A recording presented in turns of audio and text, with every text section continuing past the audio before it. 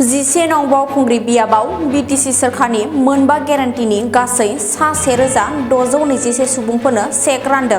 कक्राझार जिल्लानि 11 नं बावखुंग्रि बियाबनि सिङाव थानाय बालुकजरा गेलेग्रा फोथाराव सानसेनि हाबाफारि लानानै 11 नं बावखुंग्रि बियाबनि गोबां मुलाम्फागिरिफोरनो थांनाय बिटिसि बिसायख'थिनि सिगां रायजो राजाफोरनो खोथा होनाय बायदियै दिनै बिटिसि सोरखारनि बानजायनायाव मोनबा गेरेन्टिनि चेक राननाय हाबाफारि खुंफुंदों।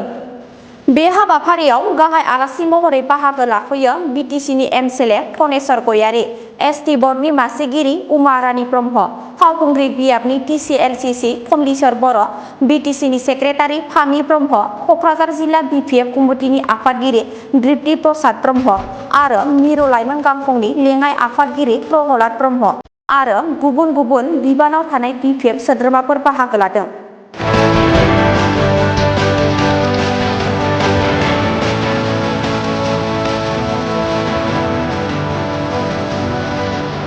गिबियावनो आङो जोंनि बिटिसिनि चिफ मानगोनां हाग्रामा मन्थ्रि बिथांखौ धन्यबाद होगोन। बिथाङा जोंखौ मोनबा गेरेन्टिनि थाखाय थांनाय बिटिसि बिसायख'थियाव बुंनो होदोंमोन आरो बेखौ दिनै बिथाङा सेंसन खालामनानै जोंनो बावखुंग्रि समस्थियाव राननो होबाय आरो मोजाङै जाना थांथारबाय। जथेस्थ' मानसिया मोननो हाबाय आरो बे मोननानै बुंदों जोङो बिपिएफखौ आरो नागारला, बिपिएफखौ जोङो जेब्लाबो जोंनि जायगायाव फोथांबाय थागोन आरो बिपिएफआनो फैबाय थानाय समावबो बावहाय देरहाबाय थागोन। 1250 जना 10,000 करि होदों, 100 जना 2 लाख करि होदों, हा होबाय, हाखौ होबाय जों।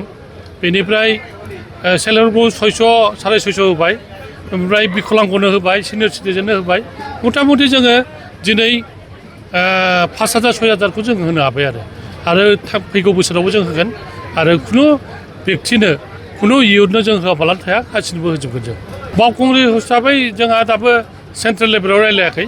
जोङो बावखुंग्रि समस्थिखौ देरहागोन आरो बेवहाय खुनु सन्देह गैया। बावखुंग्रि समस्थियाव जों देरहानो थाखाय जेब्लाबो साखाफारा आरो आं जेसेबांखि भट मोन्दोंमोन बेनि बांसिन मोननो थाखाय बावखुंग्रि बिटिसि कनस्टिटिउन्सियाव जोंहा बारायगोन आरो बिभिन्न जोंनि बावखुंग्रि एरियायाव गेलेनाय समस्थिफ्राव जोङो जेब्लाबो देरहागोन। केन्डिडेटनि सायाव दाबो सावरायनाय जायाखै। जोंखौ जेब्ला बिथोन हरो जोङो खामानि मावगोन।